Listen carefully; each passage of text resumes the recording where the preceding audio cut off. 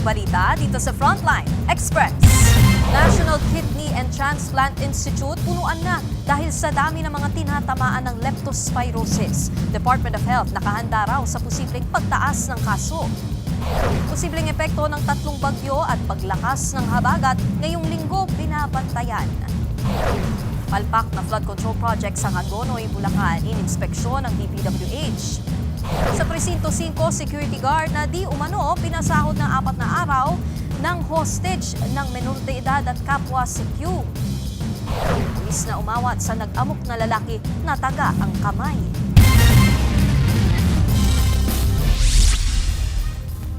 Nagkakapunuan na ang ilang ospital sa bansa dahil sa mas tumataas pang kaso ng leptospirosis o yung sakit dulot ng bakterya mula sa ihi ng daga at iba pang mga hayop. Ayon sa Department of Health, aktibo na ang surge capacity protocol sa kanilang mga ospital sa buong bansa. Ibig sabihin, nakahanda na ang mga karagdagang hospital bed, kagamitan at mga hospital staff. Pag-ugnayan lang ang mga napunong ospital sa Health Emergency Management Bureau para sa leptospirosis bed tracker system. Kahapon lang inanunsyo ng National Kidney and Transplant Institute ang full bed capacity sa ospital dahil pa rin yan sa pagtaas ng kaso ng leptospirosis na sumabay pa sa volume ng mga pasyente sa kanilang emergency room. Sa huling tala ng DOH, 3,000 at higit 700 kaso na ang leptospirosis ang naitala sa bansa simula Enero hanggang August 17. Di bababa sa 200 ang namatay. Kaugnay nga niya, nagpaalala po ang isang infectious disease expert na hindi ligtas sa leptospirosis sa mga lumulusong sa baha ng walang sugat. Ayon sa eksperto, kadalasang inaabot ng 2 linggo ang bago lumabas ang sintomas ng sakit pagkatapos lumusong sa baha. At kung hindi maaagapan, maaari itong makapinsala sa bato, utak at atay. Sintomas po ng leptospirosis ang lagnat at panginginig, pananakit ng ulo, pananakit ng binti, pamumula ng mata at paninilaw ng balat. May libre pong gamot sa prophylaxis sa mga DOH center sa ospital. At para po sa tamang reseta, kapag lumusong sa baha, huwag mag-self-medicate at kumonsulta sa pinakamalapit na health facility, may sugat man o wala. Meron pong ebidensya na kahit po walang sugat, kahit hindi po nakainom ng tubig, lalo na kung prolonged matagal po yung paglusong natin sa baha, maaaring makapasok pa rin po yung leptospirosis sa ating katawan kahit po intact yung skin. Importante po talaga na yung contaminated water ay hindi makadikit sa ating balat. Sa Weather Express, napanatili ng Typhoon Saudel ang lakas nito habang kumikilos pa hilagang kanluran ng extreme northern Luzon. Bagamat wala pa ito sa loob ng Philippine Area of Responsibility, taglay nito ang lakas ng hanging aabot sa 165 km per hour at pagbugsong aabot sa 205 km per hour.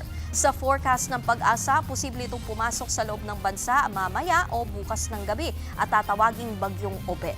Palalakasin nito ang habagat na magdadala ng mga pag-ulan sa Batanes, Metro Manila, Ilocos Region, Cordillera Administrative Region, Central Luzon, Cagayan Valley, Cavite, Batangas at Rizal. Samantala, nakataas ang thunderstorm advisory sa ilang probinsya sa Luzon ngayong umaga. Posibleng makaranas ng heavy to intense rain sa mga lalawigan ng Zambales, Tarlac, Bataan at Pampanga.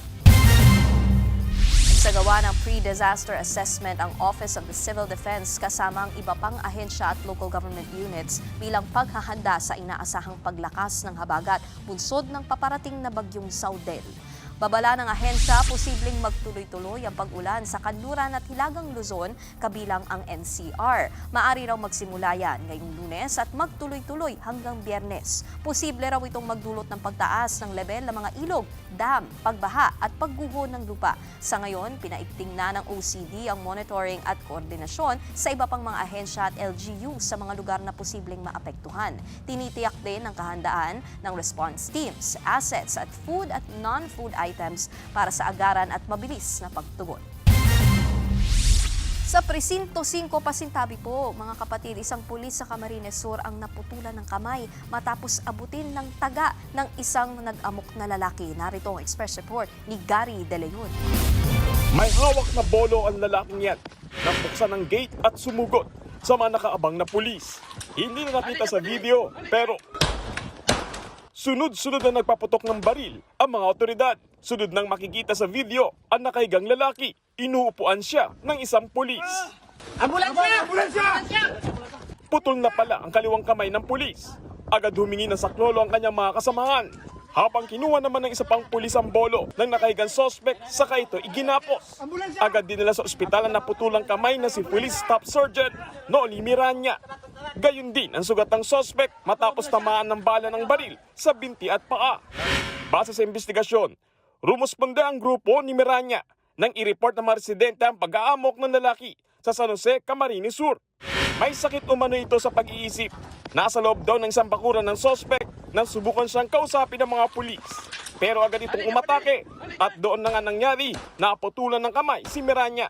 Sa ngayon, nagpapagaling na ang pulis na itinuturing bayani ng mga residente. Habang ang sospek nakakonfine din dahil sa mga sugat na tinamo. Inaalam pa kung totoong may problema sa pag-iisip ang sospek at kung makakasuhan ito. Nagbabalita mula sa frontline, Gary De Leon, News 5. Sa karagdagang detalye na itugtong na po ang naputol na kaliwang kamay ni Police Staff Sergeant Noli Miranya. Kasalukuyan siyang nagpapagaling sa Bicol Medical Center. Inoobserbahan pa rin ang kanyang naidugtong na kamay kung sadyang naging matagumpay nga ang operasyon. Sibak naman sa pwesto ang 13 tauhan ng PNP Highway Patrol Group matapos magkamali ng sinalakay sa Bulacan. Ang napuntahan kasi nilang bodega kung saan sinusunog ang mga smuggled na sigarilyo ay operasyon pala ng Bureau of Customs. Narito ang Express Report. Tawanan mo ulit. Parang hindi naman kami yung tropa kasi may 3 pa, sir. Oo nga, 3 container pa. Oo. Naantala ang operasyon ng mga tauhan ng Bureau of Customs sa isang bodega sa Santa Maria, Bulacan. Nagsusunog at nagsisira sila ng mga nasabat na smuggled na sigarilyo mula sa Subic. Nang bigla umano silang pasukin ng mga nagpakilalang tauhan ng PNP Highway Patrol Group o HPG ng NCR. Kinapkapan umano ng HPG ang mga taga-customs. Tinangka pa nga raw agawan ng cellphone ng isa sa kanila.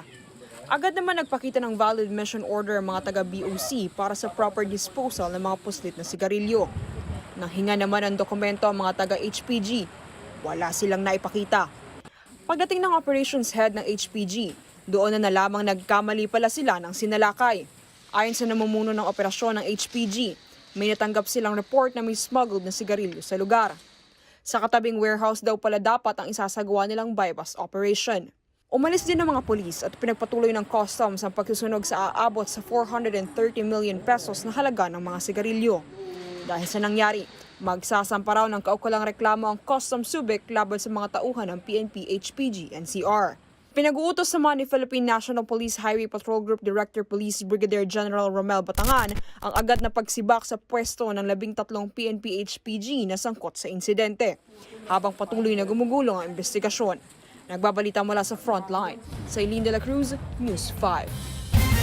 Kaugnay nga ng balitang yan, tiniyak ng Bureau of Customs na patuloy silang makikipagtulungan sa pulisya. Pinasalamatan ng BOC ang pamunuan ng PNP sa mabilis na pagkilos kaugnay sa issue. Umaasa raw ang ahensya na hindi masisira at pagtutulungan nila ng pulisya dahil sa anilay isolated incident. Ipinag-utos din daw ni Commissioner Ariel Nepomuceno ang pinaigting na pakikipag-ugnayan sa PNP para maiwasan ng maulit ang ganitong insidente. Yan at iba pang mga balita sa pagbabalik ng Frontline Express.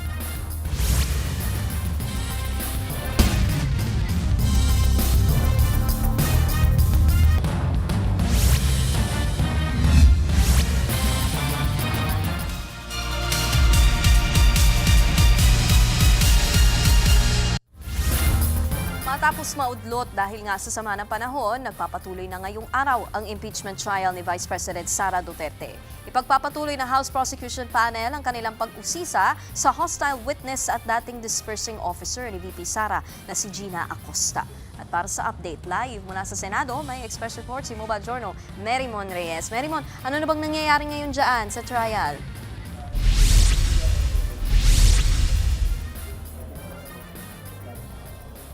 Nikki, nakaupo na muli sa witness stand itong si dating Special Disbursing Officer ng Office of the Vice President o OVP na si Gina Acosta para sa pagpapatuloy ng direct examination sa kanya na pinangungunahan pa rin ngayon ni Prosecution Private Counsel Attorney Armando Virgil Ligutan.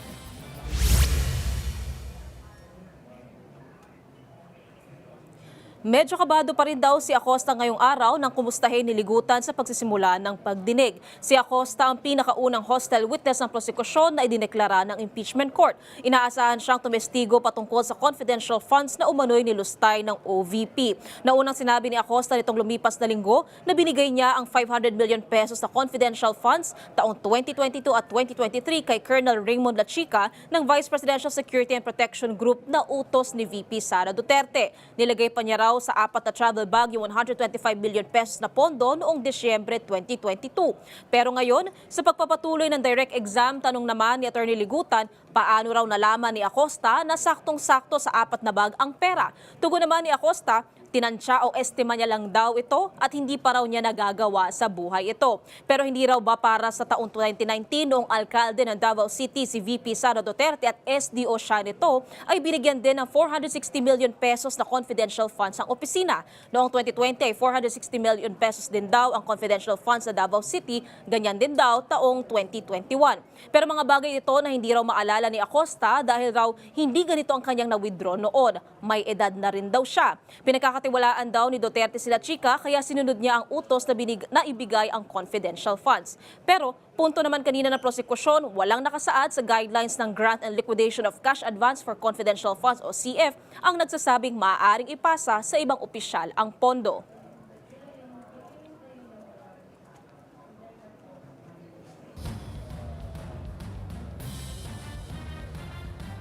Nikki, aabangan din natin ngayong araw kung ibababa na ng impeachment court ang hatol nito sa kung sino nga ba ang may paglabag sa pagitan ng prosekusyon at depensa sa Rule 18 ng Rules of Court sa impeachment. Maalala noong August 12 kasi ay kinwestiyon ni Defense Attorney Sheila Sison ang post ni Private Prosecutor Attorney Ligutan na may kinalaman sa pagtatanong ng misleading questions, bagay na sinita rin noon ni Private Prosecutor Attorney Lorna Capunan habang nagsasagawa ng cross-examination si Defense Attorney Christine Ferrer kay COA State Auditor Sailin Del Campo. Papakinggan muna ng korte ang paliwanag ni Attorney Ligutan bago ang hatol.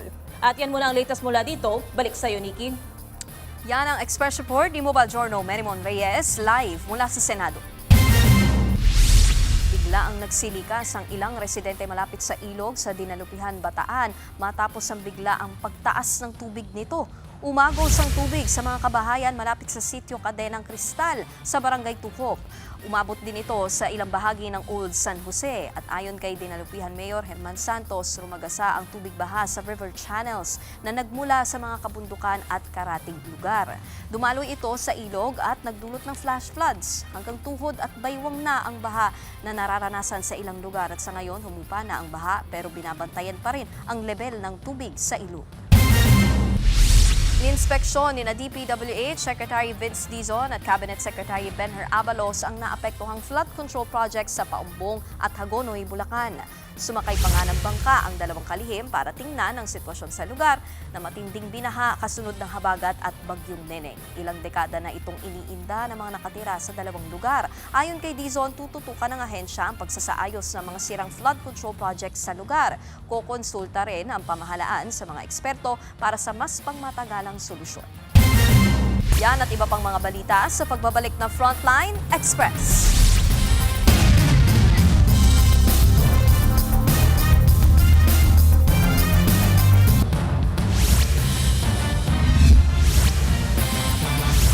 May resulta na ang investigasyon ng LTO at BOC sa luxury car na nabistong may peking plaka at pagmamay-ari daw umano ng aktor na si Derek Ramsey.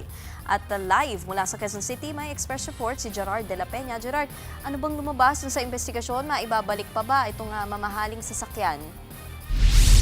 Naku, Nikki, kukumpiskahin na nga ng pamahalaan itong luxury vehicle na ito na sinasabing pagmamay-ari ng aktor na si Derek Ramsey. Ito ay matapos madiskubre na illegal daw itong naipasok sa bansa at nahuli pang gumagamit ng pekeng plaka.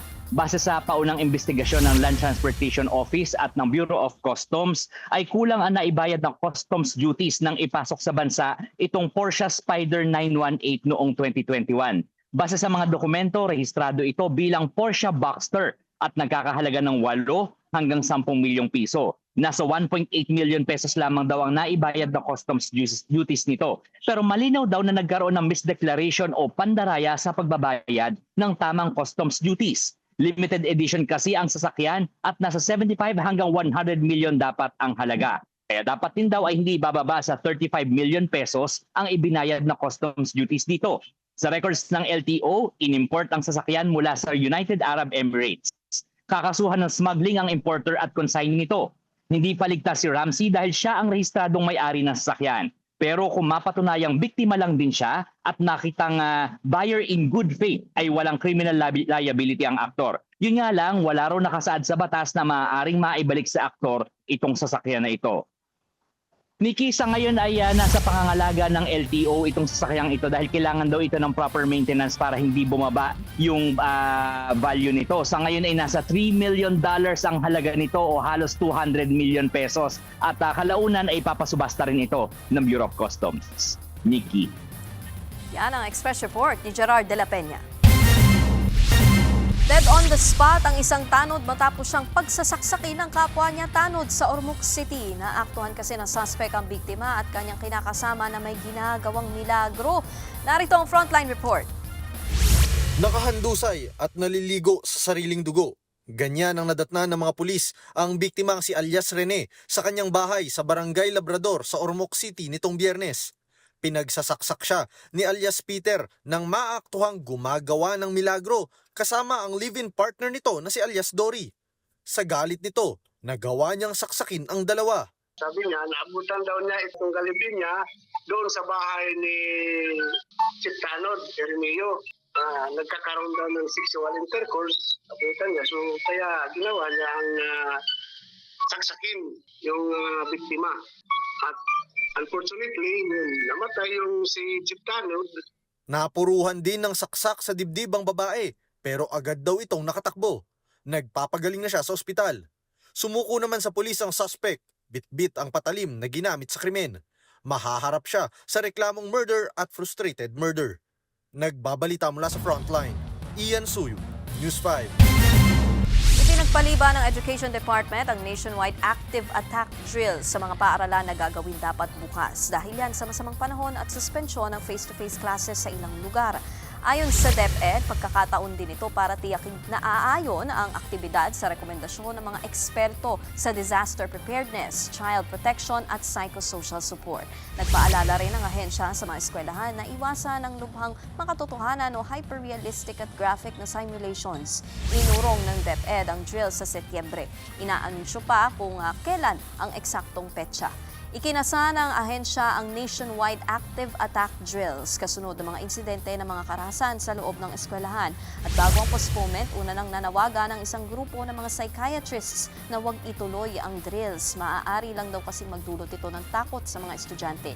Hindi umano ito katulad ng earthquake at fire drills. Wala raw nagpapatunay na epektibo ang active attack drills para ihanda ang mga estudyante. Sa halip, iminungkahi ng grupo na magsagawa ng tabletop exercises. Sa ilalim nito, pag-uusapan ng mga guro, tauhan ng paaralan at mga magulang ang mga posibleng mangyari at paano ito tutugunan.